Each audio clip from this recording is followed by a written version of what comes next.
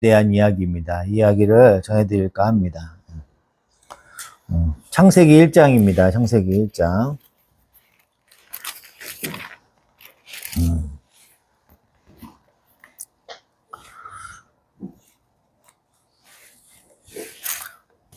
많이 봤던 부분이죠. 창세기 1장. 많이 아시는 내용이지만 이 부분, 이 내용에서도 우리가 몰랐던 내용들도 있고 적다 보니까는 너무 자세하게 적은 것 같기도 합니다. 다음부터는 조금 더 간추려서 적어서 보내드리도록 하겠습니다. 태초에 하나님이 천지를 창조하셨다. 이 태초에 하나님이 천지를 창조하셨습니다. 근데 우리가 보통 글을 적을 때는 육하 원칙에 의해서 언제, 어디서, 무엇을, 어떻게, 왜, 이 육하 원칙에 의해서 글을 적거든요. 근데 여기 이 창세기 1장 1절 말씀에 보시면 왜하고 어디가 빠졌어요. 왜하고 어디가. 왜는 성경을 쓴 이유가 앞으로 나올 거니까는 그 왜는 안 쓰셨던 것 같고, 어디서는요, 무에서 유를 창조했기 때문에 어디서가 없어요. 만약에 피조물이 창조했으면 어디라는 지역이 있을 텐데 아무것도 없는 상태에서 창조를 하셨기 때문에 어디서라는 말이 없습니다. 그래서 우주 만물의 시작을 보여주는 창조기사는 오직 성경에 밖에 없어요. 어느 경전이나 법전이나 다른 종교에서 보시면 창조에 대한 얘기는 없어요. 그냥 옛날부터 있었다는 듯이 얘기를 하고 모든 과정이 그렇게 되어 있습니다. 먼 옛날 하나님이 천지를 창조하셨다라고 말하면 창조론이 성립되지 않습니다. 창조론이 성립되지 않고요. 우주는 스스로 있다는 자연 발생론이 힘을 얻게 돼요. 우주가 스스로 진화해서 이렇게 발전했다는 그런 얘기예요. 그런 얘기에 힘이 얻게 되는 거예요. 근데 그래서 여기서 태초에라는 말이 중요합니다. 태초에. 원래어는 베레시트라는 말이에요. 베레시트. 히브리어예요. 베레시트라는 말인데 이 말에는 시간의 흐름을 얘기하는 거예요. 근데 영어로는요. in the beginning이라고 얘기를 해요. in the beginning. 우리가 학교에서 무슨 일이 있었다 그러면은 in the school이잖아요. in the school.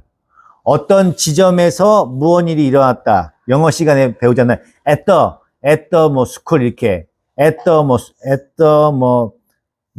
피크닉 이렇게 해갖고 어느 지점을 얘기할 때는 at을 써요. at. 근데 in the beginning은요. 그 안에 포함되어 있는 거예요.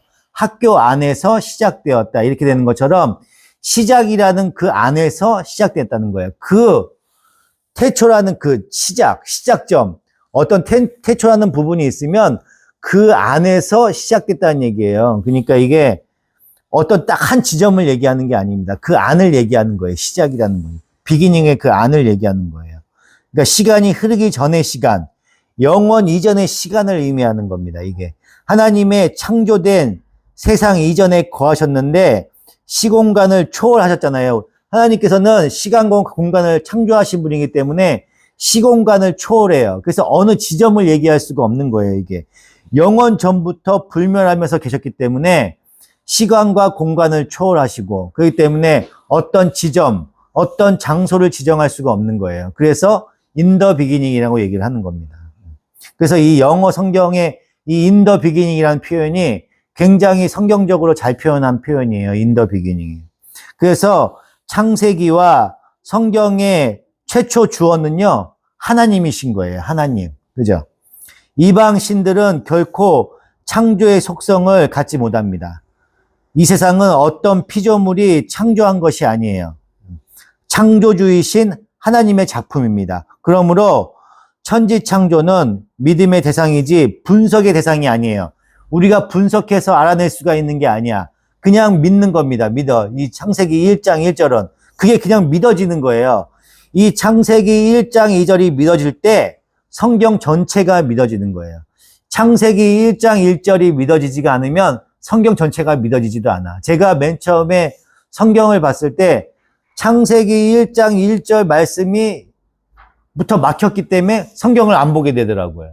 근데 창세기 1장 1절 말씀이 믿어지면 그 다음부터는 술술술 넘어가요. 이 말씀이 믿어져야 되셔야 됩니다. 이 말씀을 믿는 것이 우리의 그냥 노력으로 되는 게 아니에요. 읽으면 믿어지는 거예요. 그런 은혜가 있어야 되는 겁니다. 하나님의 권세와 능력, 탁월한 지혜로 천지를 창조하셨습니다. 하나님만이 존재의 시작이시고 만물이 그에게서 나와 그에게로 돌아갑니다. 하나님이 천지를 지으신 것을 알아야 인생이 어디로 와서 어디로 가게 되는지를 알게 됩니다. 이 한 절에 우리가 하나님의 소유이며 하나님의 통치를 절대적으로 받아야 하는 존재임이 내포되어 있습니다. 에베소서 1장 4절입니다.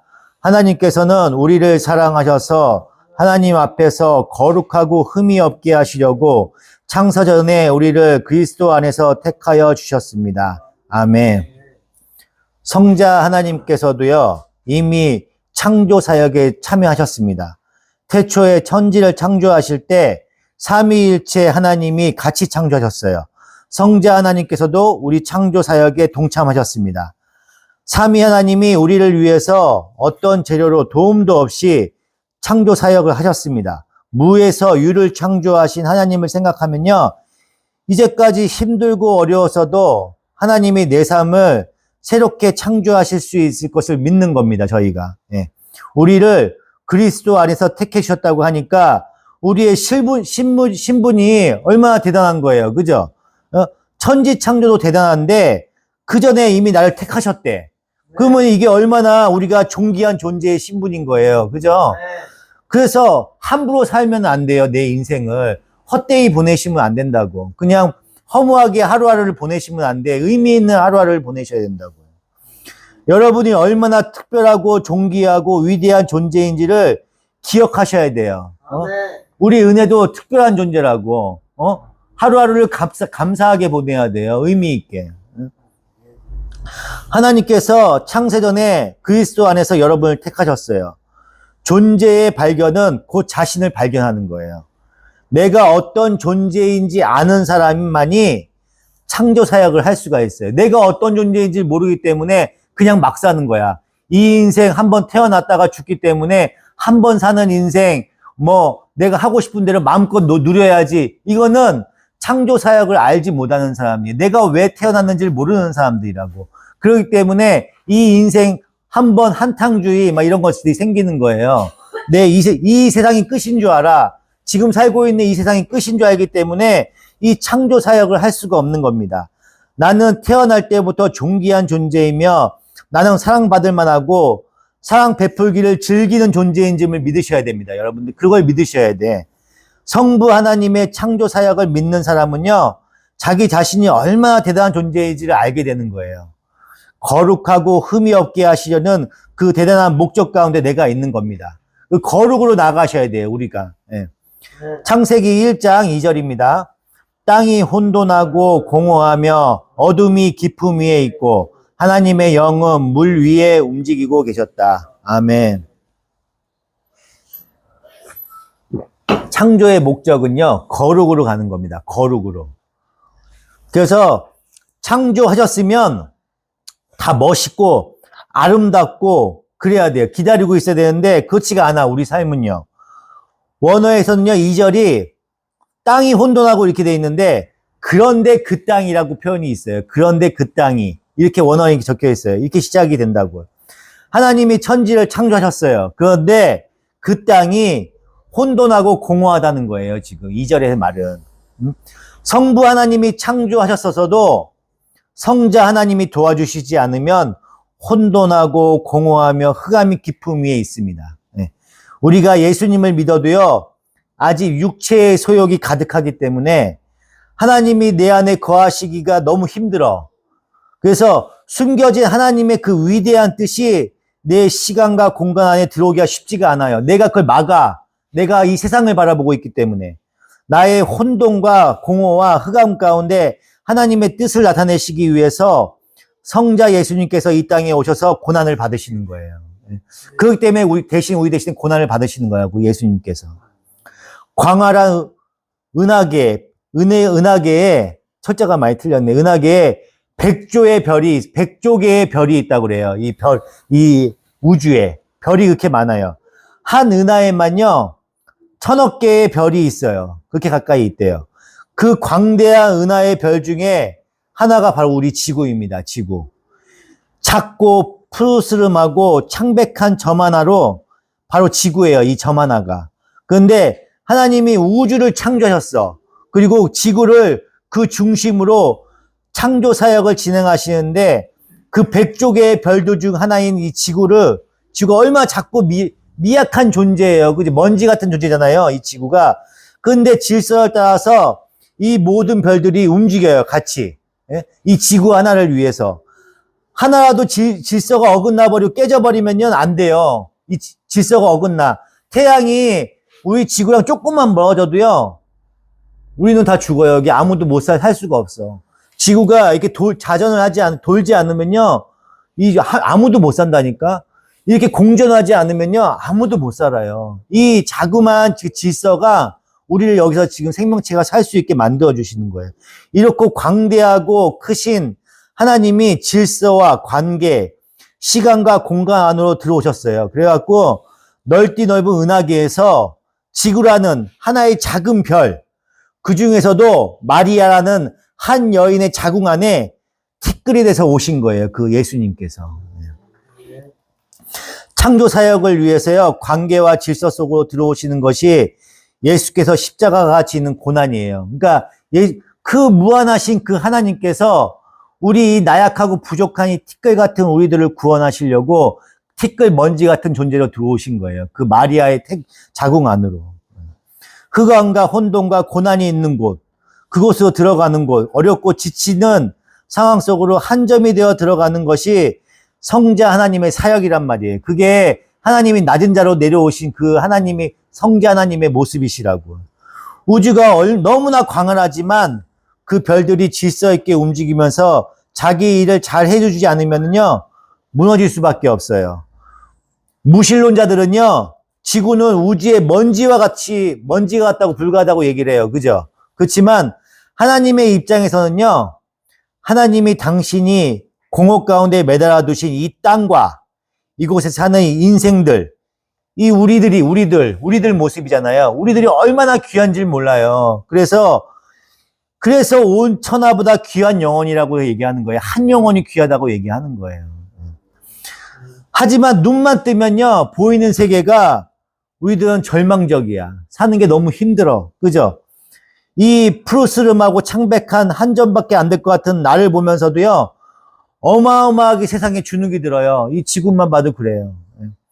예수님을 믿어도요, 날마다 영적으로, 정신적으로, 육적으로 나를 혼돈과 흑암 속에 빠지게 만들어요. 이 세상이. 창세기 1장 2절 다시 보시겠습니다. 땅이 혼돈하고 공허하며 어둠이 깊음 위에 있고 하나님의 영은 물 위에 움직이고 계셨다. 아멘. 창조 사역은요, 삼위일체 하나님의 사역으로 출발합니다. 성부 하나님의 숨겨진 뜻이 성자 하나님을 통해서 드러났고요. 성령의 능력이 모든 부분에 퍼져서 창조물들이 창조 상태로 움직이도록 도우시는 거예요. 그래서 우리의 예배 대상은요, 삼위일체 하나님이십니다. 하나님의 뜻은요, 약속으로 이루어지십니다. 창조 속에는요, 하나님의 약속이 있어요. 그래서 창조된 모든 세상이 하나님의 약속을 드러내는데 인간인 우리는 약속으로 주어진 하나님의 뜻을 잘 몰라요. 그 뜻이 어떤지를 잘 몰라. 그래서 진리의 성령님이신 그 성령님께서, 보혜사 성령님이 우리 안으로 들어오셔야 돼. 그래서 우리에게 그걸 알게 해주시고 깨우쳐 주게 하셔야 된단 말이에요. 그리고 우리가 약속에 순종을 하면요, 영원한 생명을 얻고, 불순종하면요, 저주의 길로 가는 거예요. 끌고 가시는 거야. 장래의 일을 알게 하시는 성령께서 우리에게 갈 바를 알려주십니다. 하나님의 역사와 개입이 없다면요, 우리는 여전히 혼돈과 흑암 속 중에 있을 수밖에 없어요. 나의 혼돈과 공허함 중에 성령님이 임하셔야 돼요. 그래서 우리 택함 받은 백성들은요, 성령님이 임하시는 거야. 성령님이 나를 효과적으로 도와주시고 회개하고 기도하고 묵상하고 찬양해야 돼요. 나를 도와줄 수 있도록 내가 그렇게 노력을 하셔야 된다고. 섬겨야 됩니다. 아무리 공허해도요, 성령님이 운행하시면 새롭게 하시는 창조적인 역사가 일어납니다. 하나님은 6일 동안 창조 사역을 하시면서요, 새로운 질서를 만들어 가셨어요. 하나님께서 우리를 다루시는 방법의 최고의 방법은 질서입니다. 은하계의 수많은 별들이요, 하나님이 매달아 놓으신 그 장소에서 질서를 지키며 영롱하게 빛나고 있듯이 질서에 순종해서 내 자리를 지키고 있으면요, 가장 영롱하게 빛나는 인생이 되는 겁니다. 우리는 성경을 통해서 중요한 일과 덜 중요한 일을 날마다 분별해 가야 합니다. 하나님을 알아야 모든 문제를 밝히 보고 그 문제의 목적을 찾게 됩니다. 성삼위 하나님께서 우리를 도우시는 거예요. 그래서 나도 나의 모든 환경에서 창조 사역을 시작하셔야 돼요. 여러분들도. 그래서 힘든 관계와 질서, 시간과 공간일지라도 삼위일체 하나님을 알 때 질서와 관계가 순종할 수 있어요. 그러니까 성령의 도움을 받아야 돼요, 우리는. 그러면 우리도 다른 사람의 영혼 구원으로 인도하는 창조 사역을 하게 되는 거예요. 택함 받은 백성들만 이 성령님께서 우리 안에 들어오시는 거예요. 그래서 흑암과 어둠과 공허가 있는 이 세상 사람들은 다 그게 존재하고 있어요. 그 가운데서 우리를 건져내시는 거예요. 그 가운데서. 여전히 흑암과 혼돈이 있고 관계와 질서에 순종하기 힘든 우리지만 진리의 성령님이 우리 안에 들어오시면요, 효과적으로 도와주시는 거예요, 우리를. 어떤 환경에서도 우리가 창조 사역을 이루어 나가도록 성삼위 하나님이 도와주십니다. 그 도우심을 받아서요, 창세 전부터 택한 우리가 이제 새로운 창조 사역을 잘 감당할 수 있는 겁니다. 그렇게 기도하셔야 되는 거예요.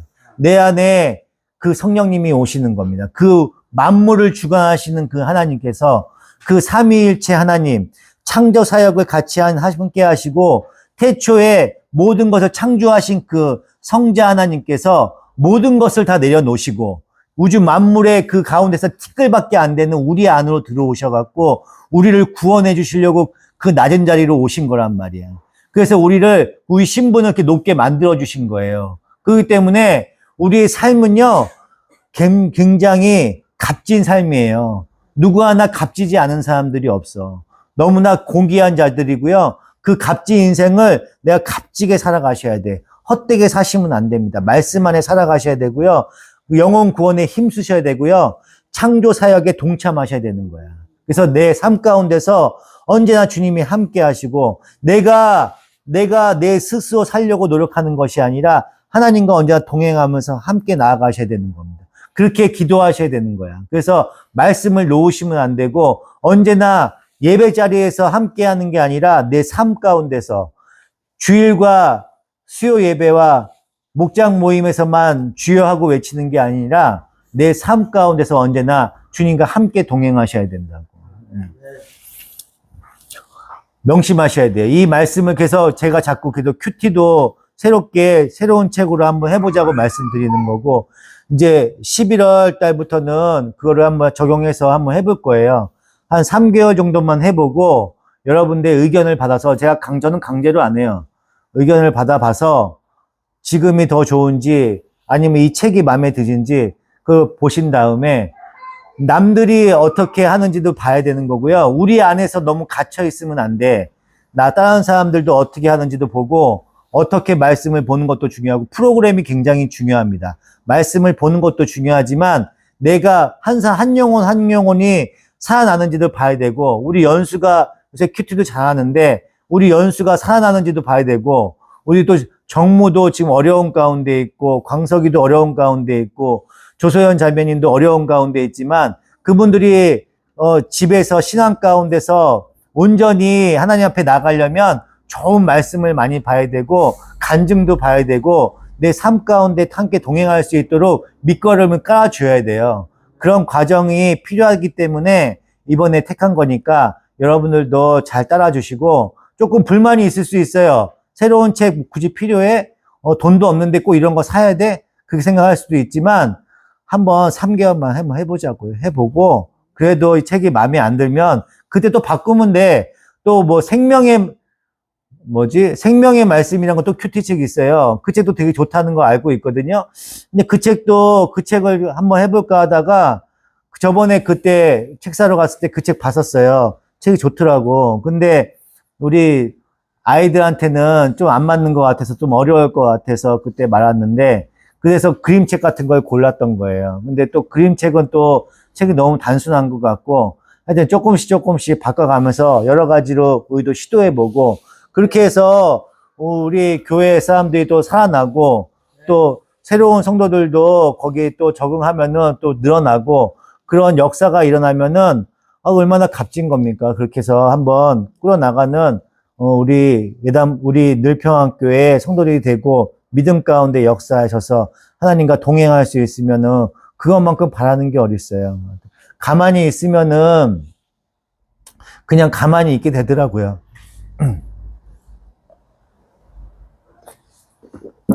목사님도 그렇고요. 성도님들도 그렇고요. 모든 성도들이 가만히 있으면 그냥 가만히 있게 되더라고요. 근데 가만히 있게 됐을 때가 가장 위험한 것 같아요. 가만 안주하고 있을 때가 가장 위험한 것 같더라고요. 그러니까 저도 가기 싫은데 갔는데 그 말씀이 너무 말씀이 괜찮은 것 같아서 그래도 내 발걸음을 그렇게 인도하시는 게 하나님이 인도하시는 그 발걸음일 수도 있는 거고 그러다 보니까 저도 이렇게 바꾸고 변화하는 거 별로 안 좋아합니다. 안 좋아하지만 여러분들한테 조금이라도 도움이 될까 해서 하는 거니까 한번 같이 3개월 정도만 같이 해보는 걸로 해서 한번 나아갔으면 감사하겠습니다. 기도하시겠습니다. 하나님의 크신 은혜와 사랑에 감사합니다. 주님께서 베풀어 주셔서 말씀을 전하는 귀한 시간 되게 하여 주시니 감사합니다. 나약하고 부족해서 아버지 주님의 말씀을 온전히 묵도하지 못하고 말씀을 읽는 가운데서 전하게 하였습니다. 아버지 주님의 그 귀한 말씀을 깨닫게 하여 주시고 말씀 가운데 역사해 주셔서 내 삶에 적응할 수 있도록 주님 인도하여 주시옵소서. 그 발걸음을 허락하여 주시고 나태하지 않게 하여 주시고 오로지 말씀으로 더 나아갈 수 있게 하여 주시고 기도 가운데 하나님을 온전히 만나서 기도와 말씀과 찬양과 모임을 통해서 내 삶의 고민을 털어놓고 말씀과 함께 동행하면서 같이 한마음 한 뜻이 되는 공동체가 될 수 있도록 축복하여 주시옵소서. 감사드리며 우리 주 예수 그리스도 이름으로 간절히 기도드리옵나이다. 아멘. 다 같이 주여 한 번 부르고 기도하시겠습니다.